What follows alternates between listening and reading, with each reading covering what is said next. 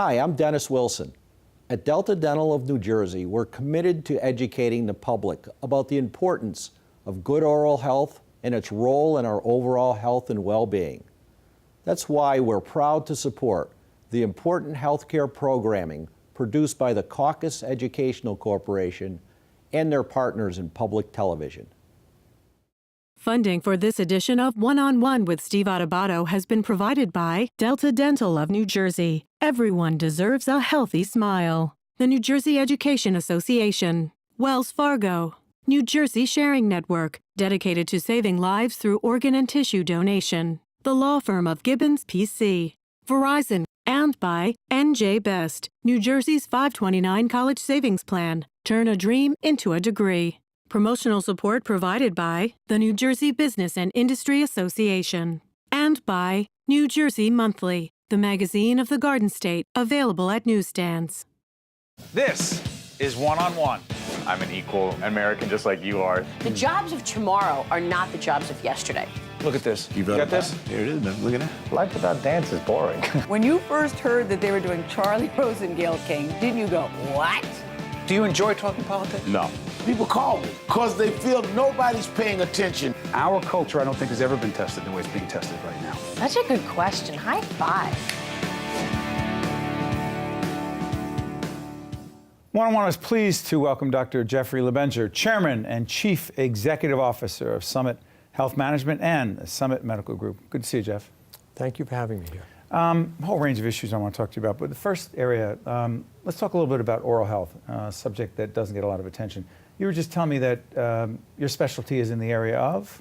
Ear, nose, and throat, otorhinolaryngology. What is the connection between our oral health, right, and some other issues medically, health-wise, that you would never think would come up?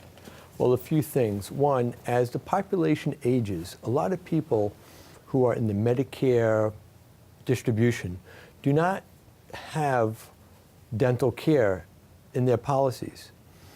And as you age, oral care is extremely important. It could lead to infection, it could lead to systemic infections, and you have to take care of oral care. Also with cancer care. There are aspects of cancer care where you might need to have something called radiation therapy. Radiation therapy. Correct, where a radiation beam is given to that individual to treat the cancer. And if it's in the head and neck region, if you have dental caries or poor health, gum disease, when you give that radiation therapy, it can cause serious side effects. So it is very important for the elderly to have good oral hygiene and good oral care. Make the connection. I know you have a partnership, a collaboration with Delta Dental. Explain what that is and why it's relevant for the audience watching right now. Right. So we are talking with Delta Dental right now with our Medicare product. Medicare is a product for age 65 and older for care. And people probably see a lot of advertisements for managed Medicare. And Summit Medical Group is having a product, and we are trying to team with Delta Dental where we could have an add-on, an added policy or added benefit to the elderly to afford them to have health care, because it is that important. So it's so interesting here because oral health, right? You would think that it was considered basic, that it would be part of it, but that's not the case all the time.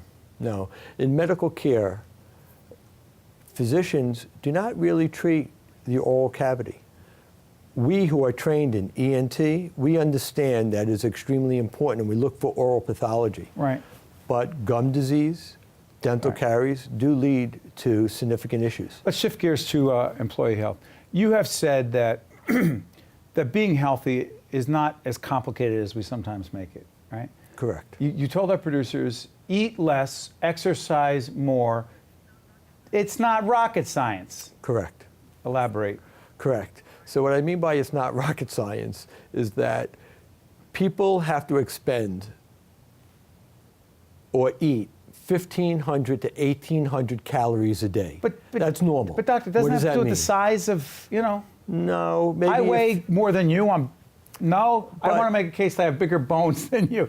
But basically 15 to 1,800. Maybe 2,000 calories Okay, a go day ahead. is what you need just to live, to burn off calories to live. Go ahead. Okay? It's easy math. The more calories you put in above 2,000, you gain weight.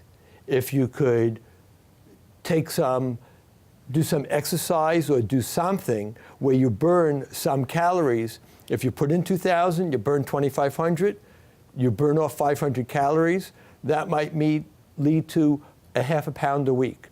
So what happens is that people get upset because they're not losing weight fast enough. They want to really take off a lot of pounds or whatever, and they get frustrated on that.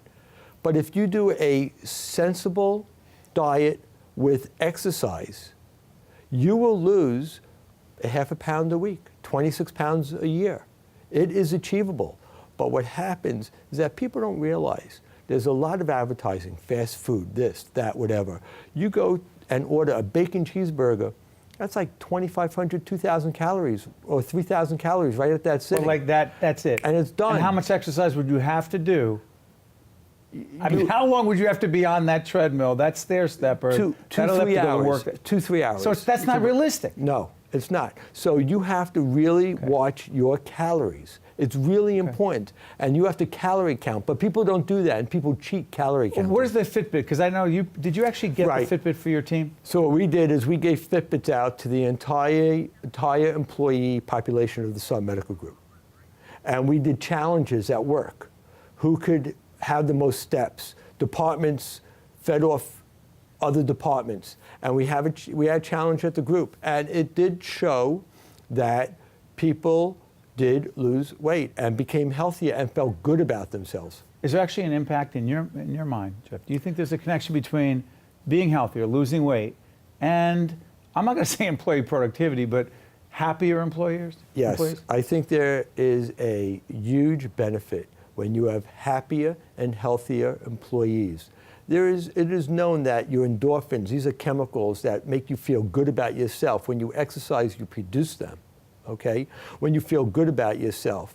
And then it translates in the workplace. Yeah. Real quick before I let you go, I didn't ask you to describe, you were on a roundtable with us with a group of other healthcare professionals in our sister program, CAUCUS, New Jersey. I gave you a chance there. But here, Summit is, describe it so people know. Summit Medical Group is the largest independent physician-owned medical group in the country. We have over 620 providers in 7 counties in the central north area of New Jersey. We also have a management company called Summit Health Management that manages that and also manages other physician populations. Dr. Jeffrey LeBenger, Chairman and CEO, Summit Health Management and Summit Medical Group. Jeff, good to see you again. Thank you, Steve, very much. One-on-one, we'll be right back, right after this. Visit us online at steveadubato.org. Email us at info@caucusnj.org. Find us on Facebook at facebook.com/Steve Adubato, PhD. And follow us on Twitter at Steve Adubato. Dr. Leonard Cole, Director of Terror Medicine and Security at Rutgers, New Jersey Medical School. Good to see you, Doctor. Good to see you. We're former colleagues at the great Rutgers University. At the time, we were in the political science program, but you are teaching medical students. Yes. What's that all about? And what does that have to do with, let me get this straight, bioterrorism? What is it all about? Well, the shorthand is, because this can go on for a while and probably would be best suited for a psychiatric couch, but I really have, for much of my professional life, really balanced 2 careers. Right. I have a degree in dentistry, dental medicine, and did practice, although not for the past 15 or 16 years. And I also have a PhD in political science, so I was teaching political science while practicing dentistry. And I became very interested in some of the essentials that I got from education in both areas. Policy and politics in one, and basic science. You know, I'm not a scientist, but I certainly have an understanding of the basic science vocabulary, and I know what a biological agent is, I know what a chemical agent is. And this grew to, I guess, about 25 or 30 years ago, a curiosity and an expertise in biological weapons and biowarfare. More recently, especially with the increased number of terrorism attacks around the world and in the United States, some of them successful, most of them thwarted, it became clear that the medical community was not sufficiently educated and able to respond as well as they could and should be. So I developed an interest in this. I worked with a lot of Israeli colleagues. Israel has experienced a lot of terrorism attacks, as you know, and they've developed protocols that are Best practices. Exactly. Best practices, best way to respond to a terrorism attack, and insofar as a terrorism incident can be different from a normal, quote-unquote, accident or burn. Doctor, do this for us. Break it down. Give us, I hate to say a typical, because I don't even know what that means. Give us a for instance of a kind of incident that the medical community would really need to be prepared for, which could impact all of us. Yes. Well, as we do in a course that I teach, we divide the general subject into 4 areas. The first is proper preparedness across the board, whether from a biological agent, a chemical agent, a fire, or explosives. Preparedness. You have drills, you have exercises. The second is, how do you manage an incident? How do you bring sufficient relief there quickly? How do you take care of the patients on site, or do you take care of them? You want to rush them to the hospital, right, according to Israeli practice. And the third example is the nature of the injuries. There are some ways that a terrorism attack is likely to affect you in ways that you would never dream of. For instance? Well, I can go backwards to the fourth of the list of 4, and that is the psychological effect. And a perfect example, if I say to you, do you remember the Boston Marathon bombing? Yes. Almost surely you will know. Most people who've been watching television, they may not remember the dates. Well, it was April 15th, 2013. 3 people died. A couple of hundred were seriously injured. Right. 3 people died, but the limits on of the deaths was because of effective terrorism exercises that this area had, plus some great hospitals up in Boston. If I told you that 2 days later, there was a major explosion in the United States in Texas where 14 people died and 350 houses and other physical facilities were destroyed, you might remember vaguely there was a bombing in Texas. It was a bombing, or not quite it wasn't a deliberate bombing, it was an explosion at a fertilizer area, plant, storage facility. And people, all you have to do is Google the terms. Texas explosion 2013, right, which was 2 days after the Boston Marathon bombing, and you get about 400,000 hits. If you put in separately on Google the Boston Marathon bombing, 1.5 million. So what does that tell you? It tells me that there's a hugely different intensity about people's concerns and worries and interest in the possibility of a deliberate attack. Dr. Isamar, sorry for interrupting. Yeah. Is our fear and concern, or are our fears and concerns about bioterrorism, are they warranted? Well, I don't know how you measure the fears and concerns. Are they proportional? Proportionate? Put it this way. The people who pay close attention to terrorism in general and the means by which it can be carried out are very concerned. For example, on a captured ISIS computer, there was a rollout of how they were interested in developing plague as a weapon. You have to worry about that. Purposely inflicted disease, once it starts, if it's contagious, you don't know how it can end or will end. Even with best preparations, you're going to see unpredictable and serious damage. So yes, biological, chemical is of concern. Is it more likely that we would experience a terrorism attack by way of a biological agent than, say, an explosion or a suicide bomber? No. Much more likely that you'll have terrorism attacks with explosives. And the answer is simple, really, because people have access to explosives, and you don't have to be a brilliant scientist to develop a bomb or an explosive device. You have to have a lot more know-how and access to certain biological weapons if you want to use those. Actually, let me ask you this. Paris, San Bernardino. You do what with those horrific incidents in terms of teaching medical students? What do you do with that information? This is interesting that you mention those because the course that I will be teaching, it's a 2-week course for senior medical students. It'll begin in about 2 weeks. And so the last time we had a course, there had not yet been a San Bernardino, there had not been Paris. The first session that we will have will be short video clips of the experiences of those people, on-site cameras, from the San Bernardino experience and then the Paris experience.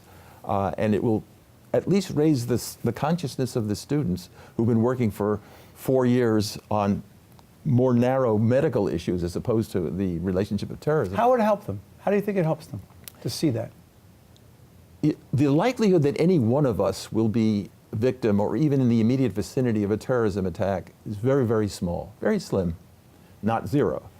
The likelihood of a physician being involved because they're affiliated with a hospital is somewhat greater. And the likelihood of responsibility in this manner I compare to the preparation for fire. The chance that any of us will be involved in a major fire through our lifetime is very small. But who would give up the notion that we ought to not be prepared for that worst possibility? Why are you so fascinated by this? It is a fascinating subject in its own right, and I feel that it's because I care about my grandchildren, my children, family. Do they want to live in a world where there is a perpetual fear? I mean, when I went to school, most of you were younger than would have experienced this.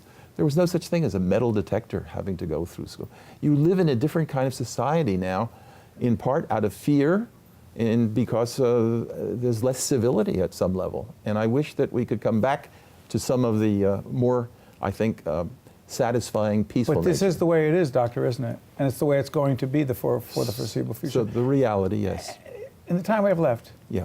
ISIS, as it relates to these threats, fear, dealing with them, your thoughts?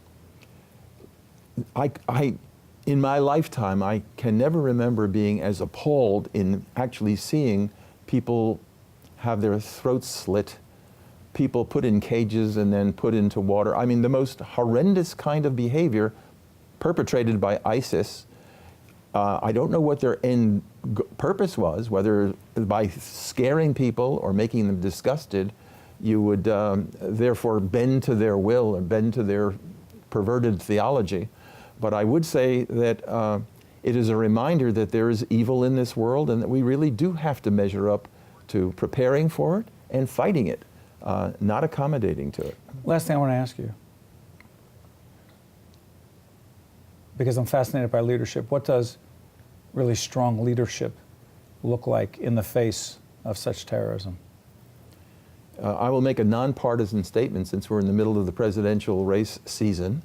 I don't care which party would be in power as long as the right individual is ready to take strong, bold steps, and I might say assert America's presence in the world as the superpower and as a force for good and not a force for allowing people to perpetually feel that they may not have the strong leadership that they would like to have. Now, that's a nonpartisan statement, and I'm not suggesting any one particular candidate could best handle this, but I would hope that much would come out of the next president. Every time I'm around you, I learn something new, and I'm confident our audience has as well. I appreciate you joining us, talking about this incredibly important set of topics. Dr. Leonard Cole, Director of Terror Medicine and Security at Rutgers, New Jersey Medical School. Doctor, thank you for joining us. Thank you very much. Okay. Stay with us. We'll be right back right after this. Visit us online at steveadubato.org. Email us at info@caucusnj.org. Find us on Facebook at facebook.com/SteveAdubatoPhD. And follow us on Twitter at SteveAdubato. We're here at the North Ward Center in Newark, New Jersey. We just finished a really special event, the Dr. Martin Luther King Legacy event. Michelle Adubato, my sister, who more importantly is the Chief Executive Officer here, put this event together. We honored Mo Butler, the former Chief of Staff to United States Senator Cory Booker, and the late Amiri Baraka, the poet, the playwright, the activist, and he was represented in the spirit and in the presence of his son, the mayor of the great city of Newark, of Brick City, Ras Baraka. You're being introduced to the public television family and the Files family for the first time here at the North Ward Center. Talk about this event and why it was so important, why it is so important. Well, you know, when I was walking around after the event, people were commenting energy in the room, and they said, Michelle, this could only happen here. And I thought about that. And I thought about what did that mean? What did they mean that this could only happen here? For people watching us who don't really know what that means and what this place means, what does it mean? The North Ward Center truly is a place where people, regardless of color and background in terms of policy, can come together in a room for an event for a unifying reason. I think that's something very unique to the North Ward Center. Yeah. It's interesting, the people in the room, you had the State Senate President, Steve Sweeney, you had the Mayor of Jersey City, Stephen Fulop, you had Ambassador Phil Murphy. Oh, I'm sorry, they happen to be potential candidates for governor 2017. You had Democrats, Republicans, black, whites, Hispanics, others. People aren't even interested in politics. People in the corporate community, philanthropic community, education community. But the whole idea was to recognize Dr. King, his legacy, and the people who are living it every day. For those who don't know the city of Newark, for those who don't understand where we are and the work that's being done here, talk about who's being served in this community and why they are so often forgotten by so many who don't live and understand this. Well, there's so many people every day that get served at the North Ward Center. Who are they? Let's start with our over 750 preschoolers. How important is it for our children to come here every day, quality education, to truly get that head start into the first grade and beyond? We have been doing that for the past 40 years, and the results have been astounding. And a quality preschool education. What happens if they don't get that? Right from the beginning, if you're not moving forward, you're moving backwards. So when you don't get that, quote, head start, you're not able to really compete in the world of education. And really, education, and why we focus so much on education at the North Ward Center, is that education is the true equalizer. And here, whether it's the preschool, whether it's our partnership with Robert Treat Academy. Charter schools. Absolutely. Choice. We believe in choice. Yes, we partnership with Robert Treat Academy, a blue ribbon school, but we also have very good connections with all Newark public schools. Where you were a principal for many years. I was a principal and part of Newark public schools for over 20 years. And I believe that partnership really creates even a deeper approach to what we're doing here with the North Ward Center, is that about bringing people together and saying it is about education and it is about quality. You know, it's interesting. We are here in Newark. We're at the North Ward Center in Newark, a community-based organization, a social service organization founded by our father, Stephen Adubato Sr., who we were thrilled that he was here at the event. His health is failing, but he was very aware of what was going on. He was counting who was here, who wasn't. He always does that.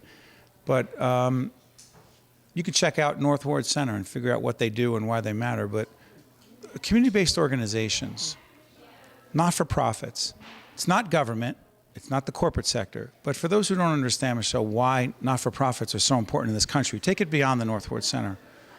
Because you're dealing in autism issues, you're dealing with senior citizens, a daycare, if you will, for senior citizens. You're dealing with recreation programs here at the North Ward Center. What role, the larger role, for nonprofits, not just in the city, the state, but in this nation? Not government, not business, but nonprofits. Stephen, you just said it.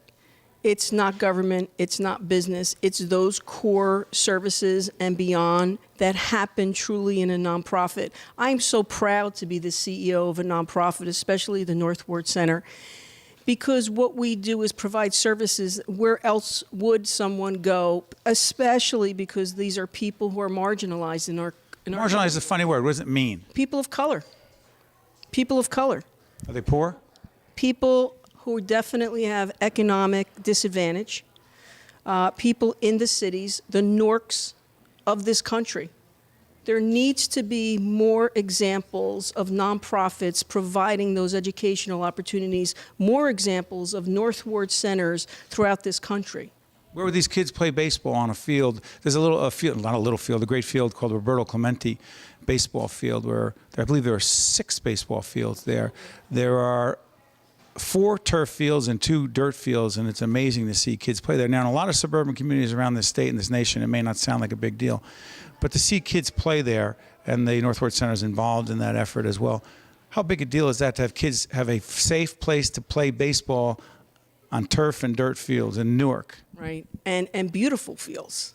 I mean, state-of-the-art, beautiful fields, and we call it youth leadership development. We stopped calling it recreation because it's so much more than recreation. It's truly about building character plus education with our youth leadership development. Where would those kids be without it? These kids, they are part of us, part of their community. There is no other program in Newark right now. Where would they be without it? They'd be home. They'd be somewhere where probably they shouldn't be, maybe on the streets doing things that, how the streets can lead us into places where we shouldn't be. And that's the purpose of our youth leadership development program, serving thousands and thousands of children every year and families. And finally, the initiative that you're involved in, dealing with autism, has been your area of expertise from an educational and professional point of view. Why is that the work of a not-for-profit? It has to be the work of a nonprofit. I was a principal, teacher, social worker. I understood what the situation was in Newark Public Schools. And one of the reasons why I made this transition is that I knew that I needed to do more. I knew that we needed to change things on a macro level. That's the power of a nonprofit. For whom? That's the power of a Northward Center for people, especially for children with autism and their family. What are they facing? Most importantly, though, for children with autism and their families in an urban environment. Because the challenges, multitude of challenges, trying to get the services that they need, trying to get the educational processes that they should be afforded, don't happen. Many reasons why is because they're from an urban area and they truly sometimes don't understand how to navigate. What happens to them if they don't get it? They get lost. They get forgotten. And sooner or later, we're going to pay for that, one way or the other. And that's something that our father, taught us for many years. Sooner or later, we will pay for our mistakes if we don't recognize it now. And that's one of the things that are special where the Northward Center, it's about taking people off that tax roll, helping people, making sure when you're using money, you're using it for economically viable reasons. Thanks, Michelle. Thank you. One-on-One with Steve Adubato has been a production of the CAUCUS Educational Corporation, celebrating over 25 years of broadcast excellence. Funding for this edition of One-on-One with Steve Adubato has been provided by Delta Dental of New Jersey, the New Jersey Education Association, Wells Fargo, New Jersey Sharing Network, the law firm of Gibbons, P.C., Verizon, and by NJ Best. Transportation provided by Airbrook Limousine, serving the metropolitan New York, New Jersey area. Hi, I'm Dennis Wilson, President and CEO of Delta Dental of New Jersey. You probably know that visiting your dentist and daily at-home care are necessary for maintaining good oral health. What you might not know is that your oral health is connected to your overall health. Oral health may impact conditions like diabetes, blood disorders, and heart disease. Regular cleanings and checkups allow your dentist to assess your risk and keep you and your smile healthy.